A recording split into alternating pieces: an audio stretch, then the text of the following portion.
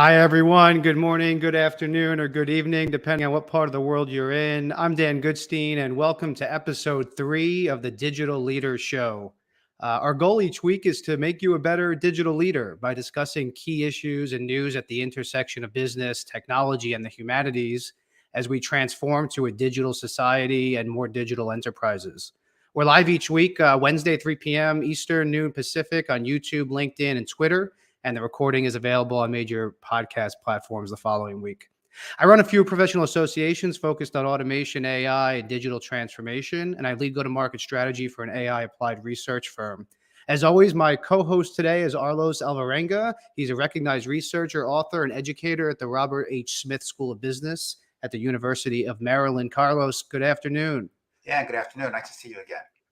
So today we're talking about supply chain challenges. I was trying not to be too sensational in the naming of the episode this week, but in reality, these aren't challenges. This is a downright crisis at this point, right? I mean, we've all had some personal frustrating experiences around long wait times, especially for things like cars, furniture. Now there's a baby formula shortage. I mean, it's just crazy. So, Carlos, you have some background in the supply chain. How did we get here? Well, it's a great question, and it's a great topic to have today, given what happened the last 24 hours. First, Walmart reported yesterday and noted that it had really significant supply chain challenges, which the market, I think, took out on everyone else. Target, the same thing this morning. We're seeing it across the board, retail being hit, and across all of these ERs, what you're seeing is that the supply chain challenges, which a lot of people think, well, by now, haven't they been solved, continue to persist. And it's one of the most remarkable things, at least for me, going into COVID a couple of years ago, that back when I was a supply chain consultant, the conversation was about control towers, was about visibility, was about this whole new wave of technologies that were entering the landscape that were going to make some of these problems a thing of the past. And yet, as soon as COVID hit, we're dealing with the same issues. And I think there are some fundamentally structural issues in this way that supply chain design, the strategy of globalization that continue to persist because they're hard problems to get rid of. Even a couple of years can be a short time frame in supply chain management. So I still think we're dealing with the same issues, right? That the model that worked really well got stressed in COVID, and the stress hasn't been eliminated. So let me throw some fact tidbit stats out to the audience, just in case they don't realize, right? So according to Bloomberg earlier this year, the average turnaround time for a good leaving an Asian factory and being delivered to New York was 113 days. I don't know what it is now, probably worse, right? The westbound journey to Europe is a full 4 months. I mean, that's insane. And so you got a couple different things, right? The COVID thing, Shanghai says there's 120 container vessels that are stuck on hold, and trucking costs there are up like 300%. The price I read today, the price for sending a 40-foot box from Shanghai to New York in 2019 was $2,500. Now it's almost 20 grand to send the same parcel. I mean, we all recall the Suez Canal blockage in 2021. And now war in Europe, right? There's 1 million containers due to travel to Europe from China by train, but through Russia, that have to now go by sea due to sanctions and the conflict. So I'm curious, you also have a consulting background, Carlos, right? McKinsey seems to say, in their most recent article on this, that it's kind of the perfect storm of labor shortages, equipment availability, ripple effect from just all these bottlenecks. You agree with that? Well, it is, but there are always some supply chain management. There was never a time when everything was great, right? Every company is always reacting in some ways to what happened a year ago. In fact, if you look at the reports that were coming out of Target, it was too much stuff. It was too much inventory. Everybody loaded up because of the things you just mentioned. So what do? You buy more, right? And then if the market turns, because now we have inflation, so people start changing their product purchasing decisions. Now you've got too much of what you didn't need. You start discounting, and you wind up with margins getting pressured. I know somebody who was working at Peloton until recently, right? And where 2 years ago they were about just building a factory, they couldn't get the bikes here fast enough. The problem at the end was they had too many, right? So they were piling up in warehouses. So this is just a classic supply chain thing that it's very hard to work in real time because of lead times and the way these were designed to you make in Vietnam or you make in China, you distribute here, you move it around the world. That's great, but it requires a precision and a kind of staticness, right, to the environment to make these models work. And as we see right now, it doesn't take that much for that model to be stretched to the point where it begins to break apart. And that's without COVID and without war in Ukraine. Right. So we wanted to invite an expert to join us today. So we have a guest with us, Chandra Sumaranian. He heads the retail vertical at Operational Research Systems. They work with several dozen global brands in the fashion, automotive, food service industry, a couple sub-industries that have been hit particularly hard by this. So I asked Chandra to join us today. Chandra, thanks for being here. Welcome, Dan. This is a quick piece of correction there. It's impossible to say my last name fast. You have to really slow down. Yeah, and I've known you for a few years, and I still have to practice it, I guess. Well, glad to be here. Thanks for having me over. So, Chandra, I read an article this week that the person writing the article claimed that the supply chain is just too complex, too interconnected, and too fragile to be completely immune to shocks, especially global pandemics or major wars. Do you agree with that assessment? Yeah, I mean, yes, I do. The big question is that an ideal state, or is it, are we ever going to get there? That's a big question, right? I mean, we've been, like Carlos mentioned a few minutes back, we've been trying to solve all these issues of variabilities and lead times and inventory levels and route optimizations and all that for many, many years. It started with operations research, and then it went on to other technologies and so on, but we've still not got to the end state where we can safely say that we have a solution for this. So yeah, I mean, ideally you can get there, but how long, we don't know. And then I think having to keep in mind that we talk about a supply chain, but at least as I've always thought of it, there are really 3 or 4 different flows that are not synchronized. You've got this physical flow, right? Something gets made, gets put into a box, gets put into a train, gets put into a boat, etc. So that's one structure. Overlaid on that is an information structure, right? Forecast, order information, visibility, status, transportation, 3PL, so on and so forth. Then you've got another money structure, right?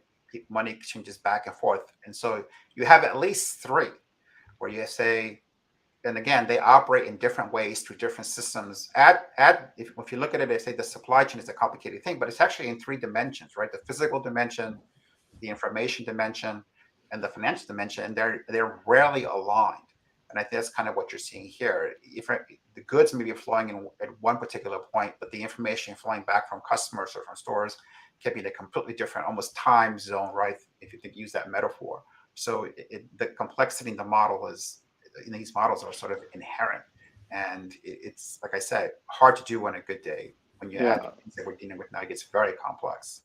Yeah, I agree with you. And a lot of new technology that we're seeing and we are applying, in my firm, are actually helping with the information side. Now we're trying to connect the information flow to the digital flow. We're calling it digital twin. You always have, new terms coming into the industry. I think you mentioned control tower a little earlier in the call, in the podcast. It's not a new concept. I mean, it's a new term that's been coined by some analysts in the industry, but it's not a new concept. I mean, people have been trying to do this for a really long time. And, and you have challenges implementing some of these things because, at the end of the day, as Carlos mentioned, information flow is not pure. I mean, there's still a lot of gaps in the way we manage information but I believe strongly with all the new technology that's coming in. I think many years down the line, we're going to see a very efficient supply chain. That I think that's a goal that's achievable. Hey, Chandra, I'm just curious, how real is the quote unquote control tower idea? I mean, I was physically in the one that Caterpillar had in Peoria. Everybody heard the Dell story, which I think was the first one that sort of got a lot of press. But this was a decade ago. 10 years on down the road, right? What is real and what is still maybe? Yeah. It's a good question. It's one that I don't think any participant or many participants in the industry have the same view on. Some of them think of a control tower as an overarching dashboard, so to speak, that you can look at and get a sense of where your supply chain is at. Others have different other terms that they've coined for it. They think it is a system that obviously, or a view that obviously provides you the current state, if you can call it that, of the supply chain, but also you can kind of understand what happens if and do some simulation scenario analysis on the control tower. And some others, if you talk to the industry experts, will tell you that it is both of these plus and level of autonomous execution, where it's self-adjusting as it sees issues in the supply chain. So you first, as an industry, we don't have a unified concept of what a control tower is supposed to be. And depending upon whether you talk to McKinsey or you talk to somebody else, you're going to have a different view of this. That's one. Broad-based painting a control tower, even if you agree on a definition, I dare say is easy. Execution is a challenge. We worked with a mid-sized, about $500 million home goods, firm, company that delivers curtains and rugs and so on. They have 2 ERPs, and they have a bunch of warehouse management systems, different. They have, they don't know what their product volume information is. They have, they don't have all the information about all of the suppliers. They have some, a couple of hundred suppliers, and a bunch of core critical information is missing from the supplier information. So even with a company that size, you have significant issues with different groups talking to each other, different processes working together. So the data infrastructure is missing. A clean data infrastructure, or reasonably clean data infrastructure, is missing. Imagine, a $20 billion company. I mean, you're going to have way more issues because you got, so many different systems that need to work together. So my approach to control tower, or the company that we, that I work, or that I drive, our approach to control tower is twofold. Of course, one is, at the end state, it needs to give you full visibility of your supply chain, of your demand, of your supplies, of all the risks within the entire infrastructure. But from an execution standpoint, we really want to start, small. We want to say, okay, let's first figure out, what are your core pain areas? Is the supply side risk an issue for you? Is the demand side risk an issue for you? Is it operational risk? And you start with one of those and start fleshing it out from there, and then layer it, on top of each other. So that way, you get into a project where you can drive immediate business benefit, give some ROI, and fund that money back into growing. So that's how we go about it. So long story short, I think it's an evolving journey that's going to take many more years to for you to see some useful outcomes out of it. But so Chandra, that all sounds great, right? So why are we here? Why are, and I understand there's always this challenge of, smaller companies getting access to cutting edge innovative technology. But what you describe, and some of the companies that Carlos mentioned at the beginning of this with the news this morning, the Walmarts and Targets, why are they not doing this? It's hard to do. Very simple. It's an extremely hard problem to solve. If you have more than a couple of distribution centers, more than a handful of suppliers, you operate more than in 1 or 2 regions, you have a couple of hundred SKUs. Imagine the dynamic of the problem you're trying to solve, Dan. Okay, imagine all the variabilities in the system, and now you want to try and solve that in a meaningful way.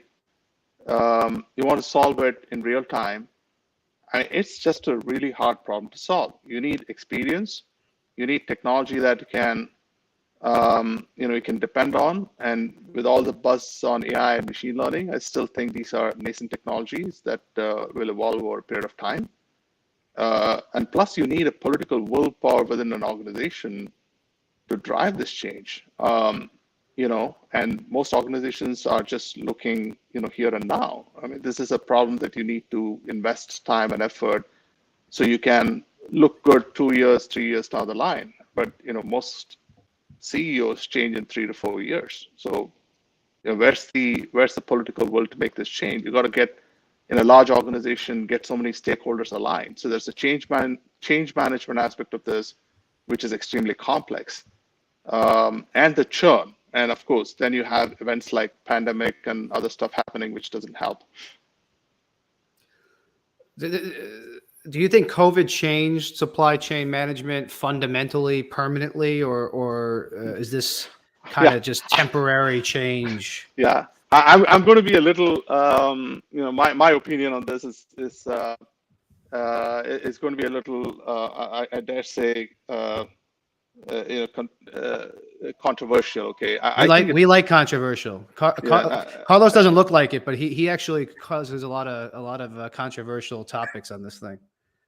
So Turner, what do you think? You think something really changed? So, yeah, I think I think fundamentally the world. I mean, we all know this, and this is cliche. I think the world has fundamentally changed because of COVID. Okay, traditional beliefs, have changed, have been challenged. Simple one is working from the office. I mean, people don't want to go to work anymore. And it's worked for the last 2 years. So why are you getting us back into a workspace? So that's a structural shift. And it's going to shift the real estate marketplace. I mean, this is going to have a significant impact, and you may not see it in the short term. I mean, I think you're already seeing it with price of real estate going up in residential suburban neighborhoods, but even in commercial real estate, we haven't seen the end of it. You're going to see a significant issue in the commercial real estate marketplace, which is going to come up in the next 3 to 4 years. Why do you think the markets are so volatile? Large workplaces as concepts are going to go away. I dare say metros as concepts are going to go away. I mean, the New York metropolitan area, which includes New Jersey, Connecticut, that's going to change significantly. Yesterday in CNN, the mayor of New York was encouraging Mayor Bloomberg, Jamie Dimon from JP Morgan Chase's head to take the subway to work. I mean, because he's saying people are not using the subway, crime is on the rise, homelessness is on the rise. We're going to see all of these, fundamental shifts that's happening now, and they're here to stay. So, from a supply chain standpoint, COVID, in my opinion, was the best thing that could have happened for a supply chain. I mean, it's hurting us right now. I was at Costco yesterday evening. The cost of a gallon of milk is $4.51. I mean, it's ridiculous, but it's hurting me now. But this is good for 3-4 years down the line. And why is it that way? It's because traditionally, as you mentioned, Carlos, supply chains are the way they are today because of economics. You want to drive down costs. You want to drive up, shareholder value. That's why we started outsourcing, right? You can get political and say, who did this first, right? But it doesn't matter. At the end of the day, it was driven. The last 25 years, we drove manufacturing out of this country. And we did that for economics, for increasing shareholder value, right? People forgot to consider the intrinsic risk in the approach part, because the assumption was that these geopolitical issues and these global events will not impact the basic economics that's driving countries and so forth. So in other words, whatever happens, irrespective of any geopolitical issue, I'm not going to mess with this, because at the end of the day, it's going to impact me as a country. So I'm going to be careful. Okay. But that assumption was really challenged by COVID, because now COVID came in and created significant disruption, and the balance of power changed completely. So now companies are sitting back and saying, shit, what do I do? How do I protect myself? How do I protect my clients, right? So we're going to see, structurally manufacturing go back to where your customer is. It's going to get local. And, the concept of build local and buy local, you're going to see that happening. I mean, it may not happen over the next 2 years, but over the next 10, 15 years, you're going to see that happen. economics is still an issue. So you're going to see technologies like robotics and micro manufacturing using 3D manufacturing and 3D printers. You're going to see those kinds of what I call fringe technologies. I mean, robotics is pretty rampant in manufacturing now, but you're going to see that accelerate. You're going to see, 3D manufacturing accelerate. I dare say you're probably going to have.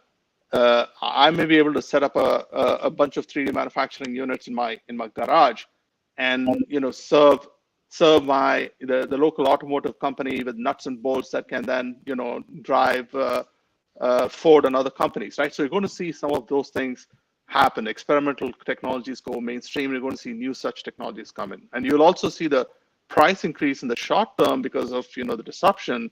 But if I take 10, 15 years out, you're going to see costs come back and perhaps even go down lower than where the pre-pandemic levels are. Okay, so from my standpoint, I think this is structural. This is going to stay where it is. What's going to change is how we look at raw material and commodity. They always wear strategic resources for every country, but I think it's going to be more so now than ever before, because if manufacturing moves out of a manufacturing center, right, say in China, what leverage do they have? They don't have any leverage, because that's all they're known for. So what are they going to do? They're going to hoard up on raw materials. So that's why I think the Chinese government saw this coming a long time back, because they've been buying into mines all over the world, Australia, South America. They're hoarding, right? Because that's the only differentiator you're going to be able to see. So I feel that many of these changes are happening for the good. You're going to get self-sufficient as a country. There's going to be opportunities for people. You're going to see manufacturing come local. You're going to see micro manufacturing take off. You're going to see structural changes in logistics. WWL is a pretty large shipping company. They own about 200 ships. They ship cars from one part of the world to another. Caterpillar, heavy equipment and so on. You can see that their business model has started to change even a year and a half back, 2 years back. Now they are trying to move upstream into services, right? Like, last mile service for a car delivered to some place in Thailand, for example, from a factory in the United States, right? Like, cleaning, painting, assembling, stuff like that, right? So you see that logistics companies are shifting as well. So I think there's a lot of good innovation that's going to come out of this thing. I feel that COVID is the best thing that could have happened to the supply chain, because people are really taking a step back and saying, how do I not risk my business? Yeah, I've been saying, I think I said last week, Carlos, right, that this kind of the pandemic sort of accelerated the inevitable in a lot of different areas. This is certainly one of them. Anything you'd add to what Chandra's thoughts were?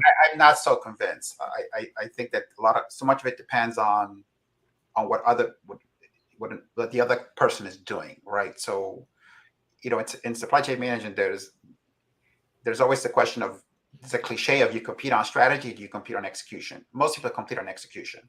If you take away the tag of a label for supply chains, this is a global or the US retailer, don't put a name on it, it'd be hard to tell this is Walmart versus Target versus Costco. They all kind of structurally look the same. It's actually exceedingly rare where you walk in and you find a company whose supply chain model looks like nothing like a competitor, or it's very, very different. So if it takes almost like everybody has to agree, right? We're going to move manufacturing back to local. Everybody has to agree, hey, we're not going to use slave labor in fashion. Everybody has to make this agreement. And as soon as somebody begins to, it's almost like OPEC. As soon as somebody starts to undercut kind of the idea, then it doesn't take a long time for somebody to go, well, okay, you know what? Let's go ahead and push, the boundary of what we can do. There was a really interesting study I looked at a year ago that talked about fashion supply chain, and whether supply chain retailers would be able to know whether a contract manufacturer was using illegal labor. And the study was overwhelmingly convinced that anybody who wants to know can know, that it is predictable, the analytics are there, Wow. but nobody looks for it, right? Why? Because no one's asking to, or you look only as much as you have to. And I think that's the case in many situations where it really would take a collective decision to say, we're going to change this model completely. All of us are, which happens from time to time, right? But it's exceedingly rare. until that, I don't see what's that different. At least I can't think of any company that somebody can point to say, hey, listen, post-COVID, they went into a room and because of COVID, they came out and said, our supply chain model is now materially different than what it was summer of 2019. I could be very... I agree with you, Carlos. I mean, but it can't. In my opinion, it won't happen in the next, year or two. But if you take a couple of decades out, I mean, Intel is already bringing manufacturing back into the United States. Okay, they're setting up one of the largest Intel manufacturing firms for factories in the world is being set up. I think it's somewhere in Nevada. I'm not sure, but that's happening. I mean, it's happening right now, and you can't imagine. You couldn't have imagined this 3 years back.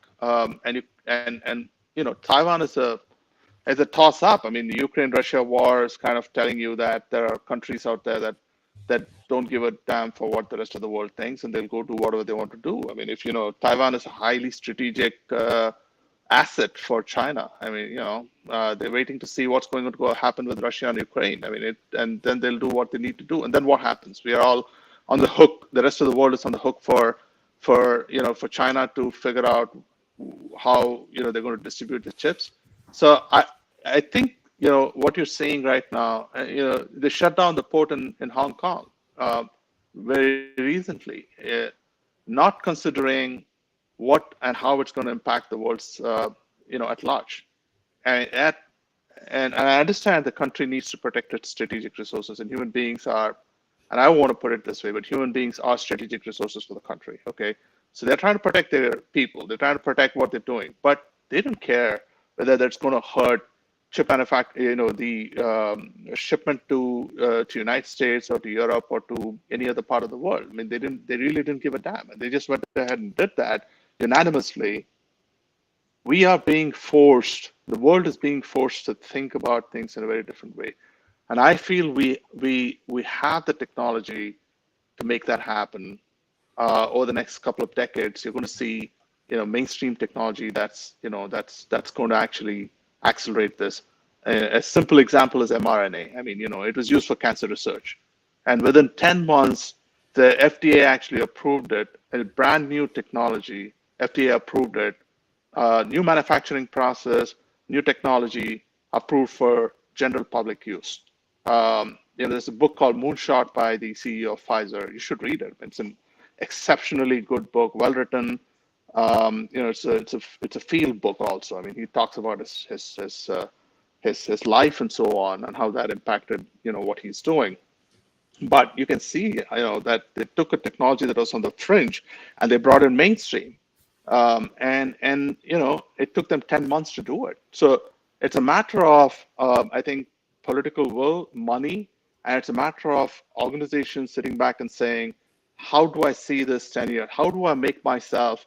How's Ford is going to be sitting there saying, I got 1 million cars and trucks sitting out there that are not being sold. It's hurting my business. It's hurting everything.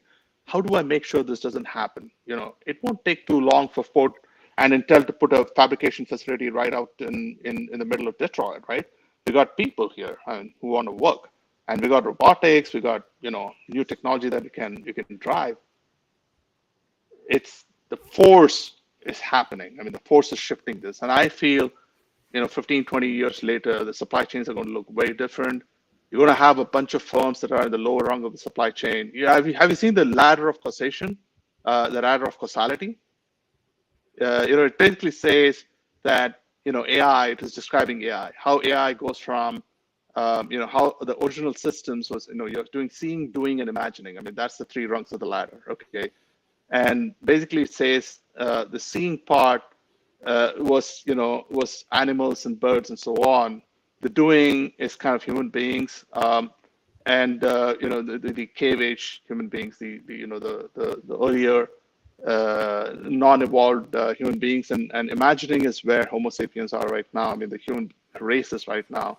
We're trying to get technology to the imagining, and as you're doing that, you're going to get rid of other technology that was just operational technology, and that's exactly what's going to happen in supply chain. Also, in my opinion, from an industry standpoint. Again, I wanted to bring up one other topic to it, and that is there is a cultural element here. We could talk about leadership, right? I had the good fortune a few years ago to interview Keith Oliver, who's a consultant at Booz Allen who invented the term supply chain management. So and on the occasion of the 30th anniversary, I think, of his first coining term, I talked. And one of the questions I asked Keith was, hey, Keith, in the original conception, back in ground zero, right, when you were all sitting in, I think it was at Philips, they were doing a project, Booz Allen project at Philips when the term was first coined. Was there anything in the original conception of the term that didn't make it, right, Right. across these 30 years? Did we forget a part of it? And he said there is, because originally there were three. SCM for us on day zero had three pieces or three concepts. Because the first one was everything is connected, hence the chain, right? Which we said, by the way, because I didn't invent that, the client actually did. I had a really complicated consulting name that the client said, really ridiculous. It's just a chain. That's all you're trying to say. It's a chain of supply. And as a partner said, write that down. Right? So anyway, he said the first thing was everything is connected. That made it through, right? That's still there. The second thing was you can't optimize one part without another, right? And so any optimization perspective must look at the whole. And he goes, that made it through. Everybody understands that. The last part is what didn't make it. And he said, and that was supply chain was about design. It was always about design. You never stop designing. In his view, what happened was we had this, it became from continuous design to design, tune, design, tune. And he goes, that wasn't what we had in mind from the beginning. And I think the tune cycles have been shortened, right? Because they used to be 10 years and they became sort of 5 and they get shorter perhaps. But I still think we're not quite back at the original conception that Keith and his team had, which was a supply chain manager was a design job in his mind. And I do think that's a little bit different, right? And by the way, I've talked about this with people who teach supply chain management and MBA programs from MIT to where I teach at Maryland.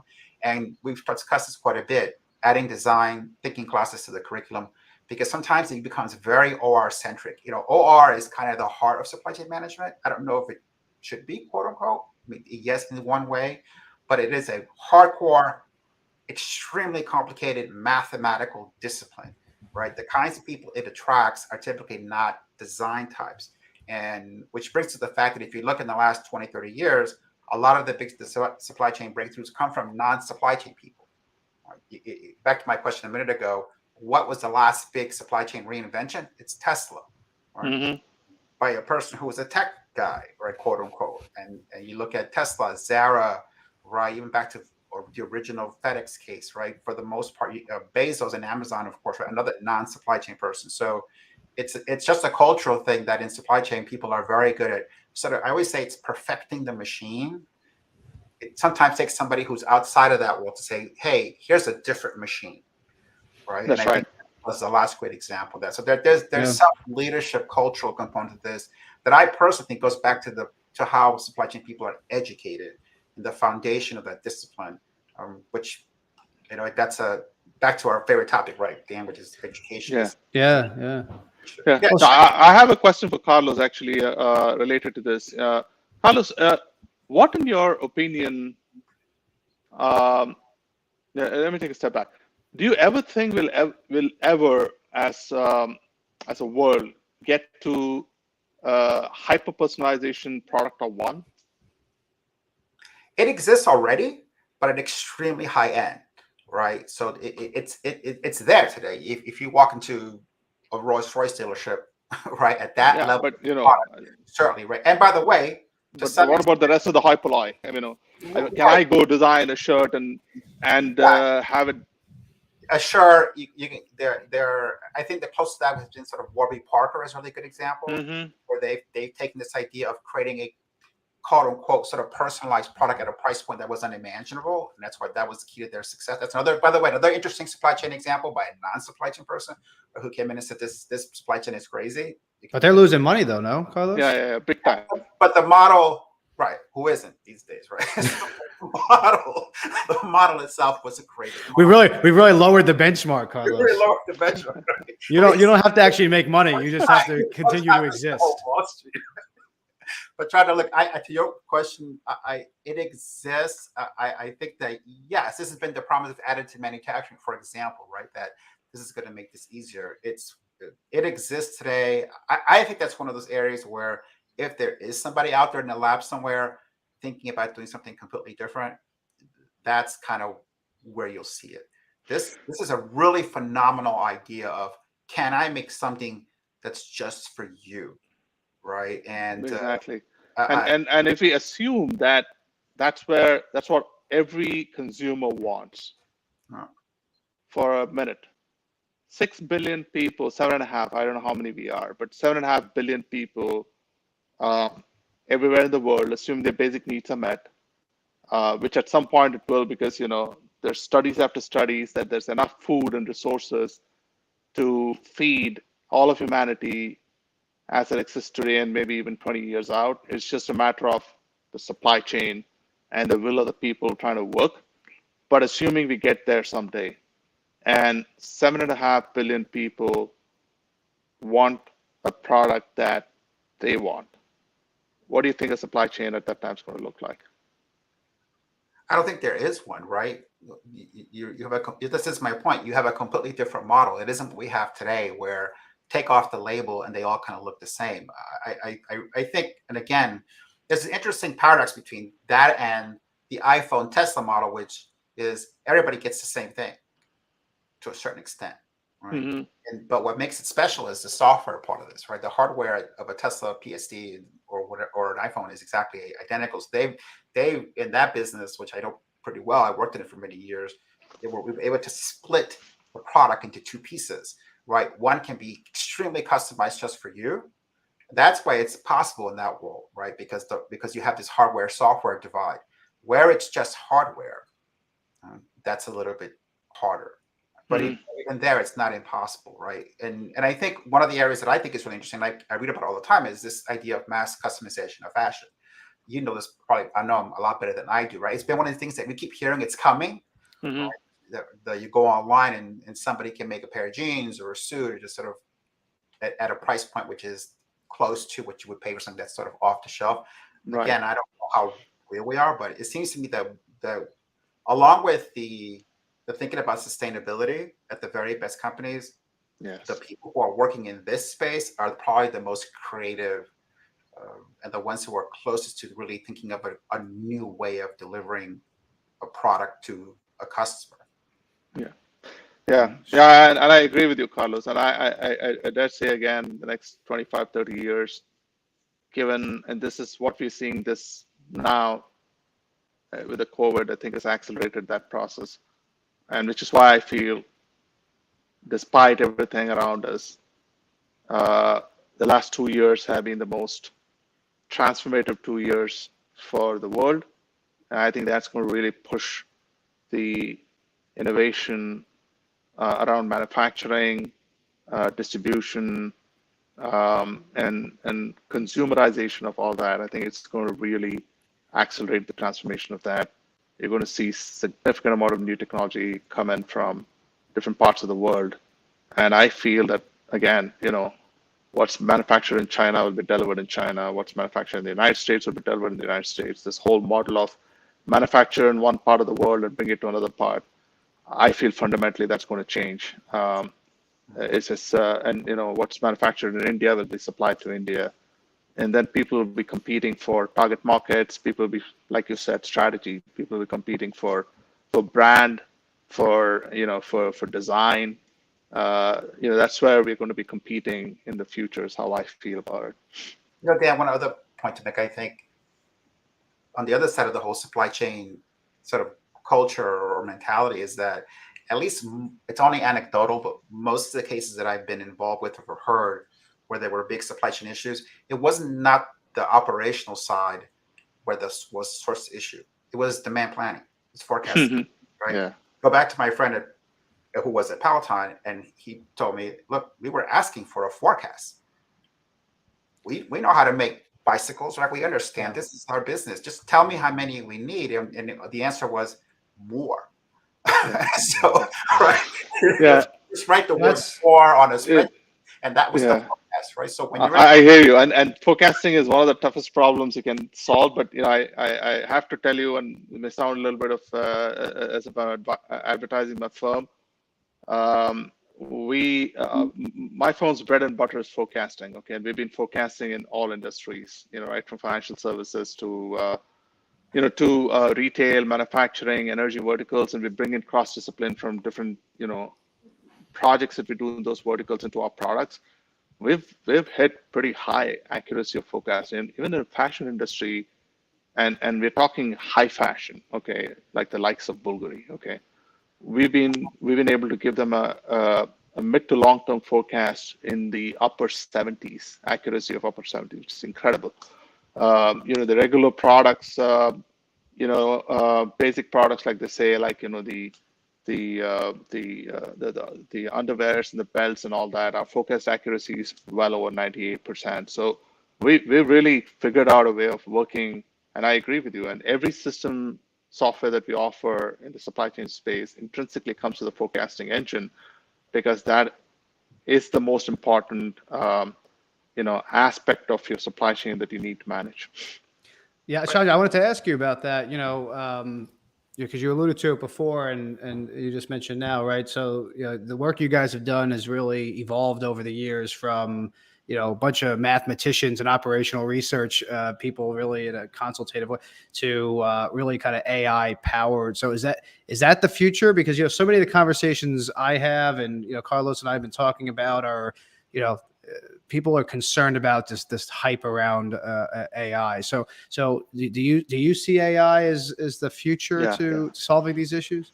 Yeah, for sure. I mean, if you take the term AI out, okay, let's just take the buzzwords out and leave it aside for the moment, because it clouds your perception when you start hearing buzzwords. Let's just take that out and leave it aside. I mean, Carlos mentioned a few minutes back that it's not static. Everything is changing in the supply chain. Manufacturing, suppliers shut down, factories shut down, ports shut down. You got disruptions because of weather. You got geopolitical issues. You got demand that's shifting on a constant basis. So in every aspect and step in the supply chain, there's tons of variables that need to be managed. Human beings, and like the example Carlos gave, right? You talked to the guy in Peloton, he said, how much do you need more, right? That's not an answer. You can't get all these different variables and the stream of data that's flowing through it, and physically, manually, or even with traditional systems, you can't really bring them together and make sense of it. So the business managers have a directional view of where the business is going, and that's extremely important. It's a gut feel. You've run a business for 20 years. You know how this thing works, okay? But imagine if you can actually help them by taking all the data crunching work out of them, and instead of dropping it into hands of a bunch of data scientists, drop it into a bunch of machines that can consistently churn the data and come up with indicators and patterns that you can use, and then with your gut feel, make a better decision. How powerful would that be? That's what AI does. It's a bunch of engines that's sitting there finding patterns. And if you take all the machine learning, neural networks, all that BS out of this and just focus on what it's doing for you, I think it's an incredibly valuable asset. And now we got to make it consistent, and you got to make it repeatable. And that is often the challenge with these new technologies. Again, most people are building it, have not that much experience in building it and productionalizing it, right? But if you take this and, again, look out into the future, you have to start somewhere. So you start now and look out with the future, 6, 8, 10 months, 12 months, 14 months. You constantly look at the data that's coming in, the trends that are coming in, the information that's coming in, put your business hat on, see what the information is coming in, directionally keep tuning the system. You're going to have something that's going to be invaluable for you, 12 to 18 months out. So why wouldn't you start now and leverage the technology and improve, your operations over 12, 18 months? It's a question you got to ask executives. Chandra, thanks for joining us. We really appreciate it. Pleasure. Thank you. So Carlos, as we wrap up here, I can't help but think about the conversation from last week around, the people factor versus the technology factor. I don't want people to get mad at me, but I'm still wondering, is it really the technology that's failed us here, or is it the people, that have failed us here, or the company structure, lack of change management, right? This hesitancy to implement technology because of, fear of change, job security, all those things. Any final thoughts? Yeah, I'd say it's none of the above. I think that it took decades to globalize manufacturing and the creation of product.